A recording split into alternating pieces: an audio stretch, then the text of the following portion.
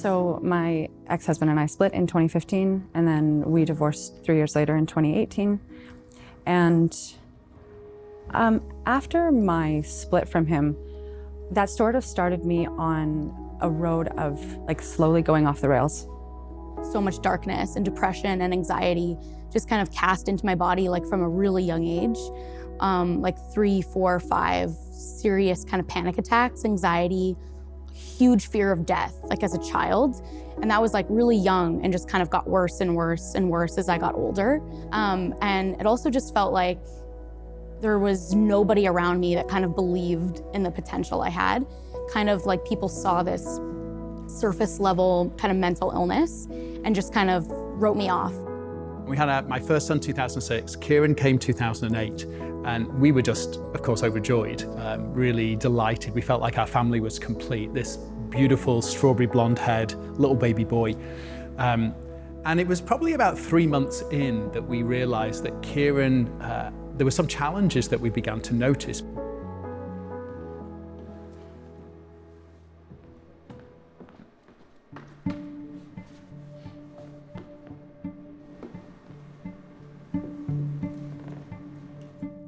I had a few substantial relationships in that time, and when the last of those substantial relationships came to an end, I kind of jumped off the deep end, and I just figured, well, there's no time like the present, you know? And so I just did what people did, you know? You party and drink and go out and do whatever makes you happy. When I got into U of T, again, it was like, it made no sense. On paper, it makes no sense to this day.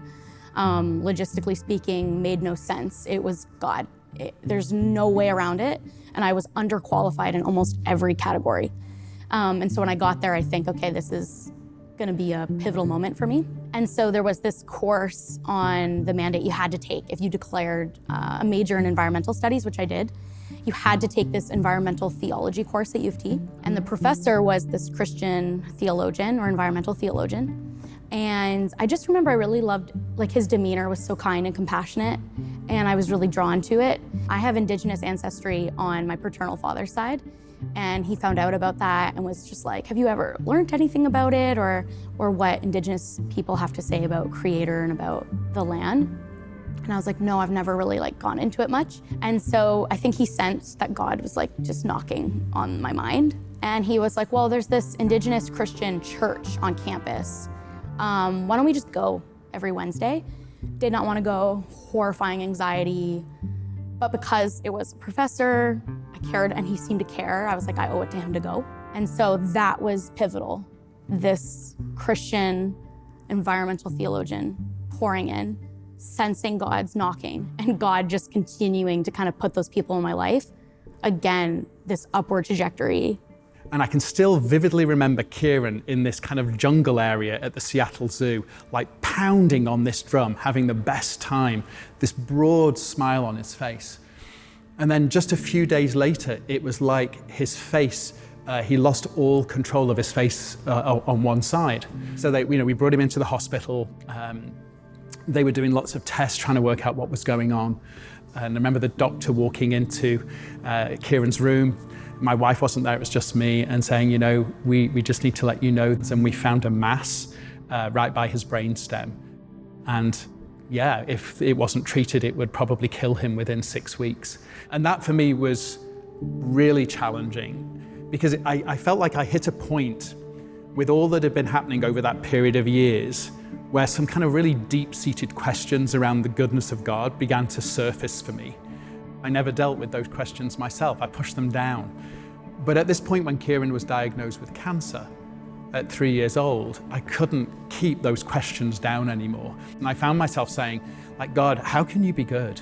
How can you be good to let my son go through this? So fast forward to May 2022, I found myself in a state of just full-on despair. And you know what's so interesting is my life from the outside probably looked like it was amazing. From like an Instagram perspective, it probably looked all right. And my inside was just, I hated life. I just thought, if this is all there is, like I'm good. I don't need this. This is not what I want. It's not where I want to be. This is not the life I want to live. It just felt really empty. That really started me on a hard path towards God. Because I needed something bigger than myself. I wasn't enough to fill what I needed filled in my life. So in the fall of 2022, I had reached out to my cousin Jason and his family, and he mentioned that him and Nicole were going to the Way, and so he's like, you should come. So I was like, okay, I'll come. I had just come to the end of myself, and so I sort of figured, what's to lose? What can I lose if I go to church? If I look towards God for my healing? I figured, I've tried everything else. Let's see if I fully surrender my life to the Lord, if that will finally heal my brokenness. When I got accepted into UBC, I just remember, like, during the pandemic and during this acceptance, being like, it is so clear there is this like spiritual thing, this like spiritual being that cares about me more than I've ever cared about myself or ever could. And he's opening doors, and he's almost like taking me from oppression and into a safe place. And so when I got here, I kind of thought life's just gonna kind of like alleviate. And it didn't. It actually got the worst it's ever gotten in my entire life when I got here. And I was so filled with like a rage and like fear and upset at this God. I'm like trying to learn about you, trying to figure out who you are. I'm here, I'm trying. What are you doing? Where are you? You're nowhere. I can't see you, I can't find you. And just at the utter end of myself, I remember this one night, just like, this is it. I can't do this anymore. Like I'm done. I'm done.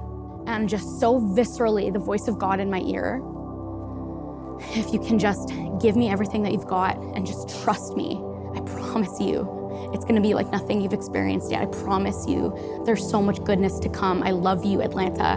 Can you continue to give me everything you have? And I went, yes. Do you trust me enough to pull you from this? Yes.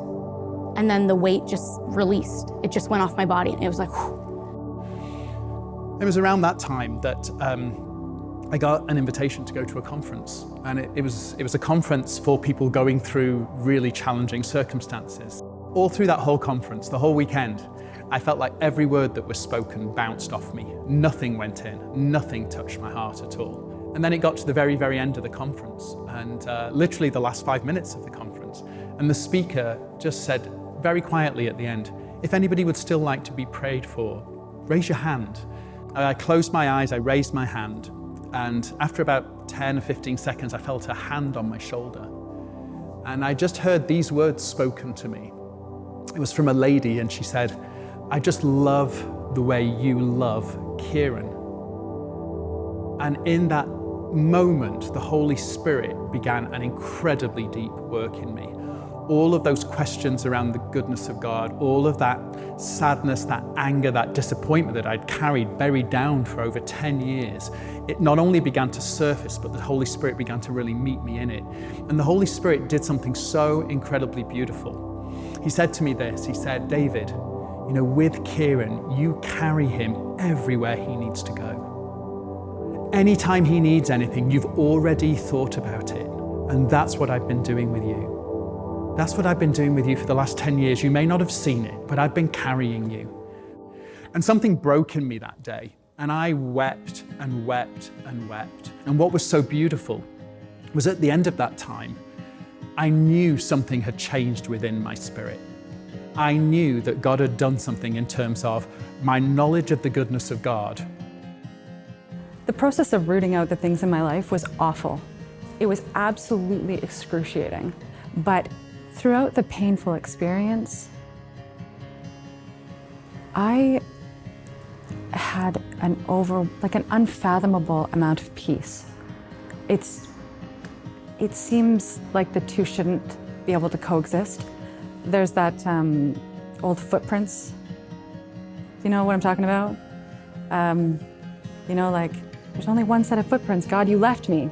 It's like, no, I was carrying you.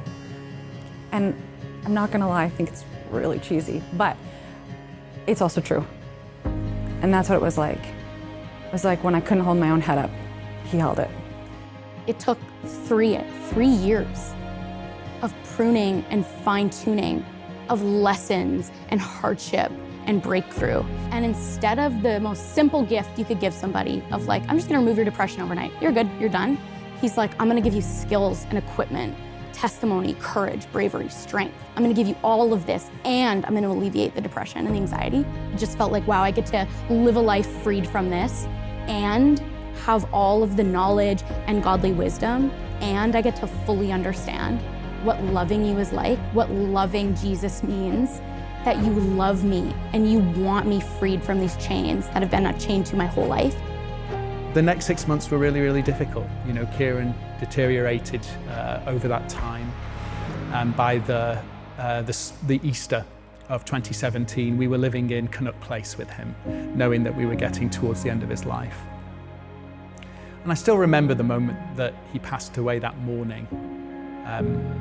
We'd been sleeping in the room with him when the nurse woke us, and she said, I think the time is now. And Linda and I just gathered around him and held hands with him. And he just passed into the arms of God.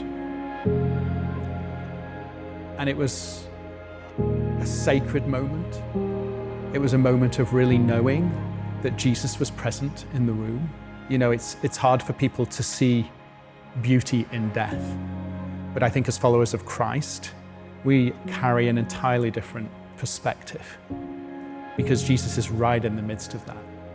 What God did all those years ago at that conference was something so irrevocable within my soul, something so deep that the loss of Kieran, the overwhelming sense of grief, none of it was able to sweep me away. I felt like I was anchored. I couldn't do life without Jesus. It's as simple as that. He is the reason that I have breath. He's the reason I get out of bed. He's the reason that I do life. He's the reason that I am the way that I am. He's the reason that I have any restoration or goodness in my life. He's the only thing that matters to me. I think that in the suffering I've come to know the most beautiful parts of Jesus, like the son of suffering. But the greatest gift of all is that freedom of knowing the true character of Jesus. So now the cool new chapter I'm in is he's teaching me like how to be happy and have a relationship with him. Like that's kind of what's happening now, right? Like in this suffering I've learned so much about who he is, and now I'm free and I have this like foundational joy and happiness. Jesus, for me today, is the one that continues to carry me, I think. He's the one that I know has me. You know, he protects me. He looks after me, he feeds me, and when I can't keep moving forward, he picks me up and he carries me. And I think that's been an incredible learning that's come through these last 15 years of walking through illness and grief. This sense that he is good, that he has got me, that even if it feels like everything else is going to fall away, he will never fall away. He will always have me.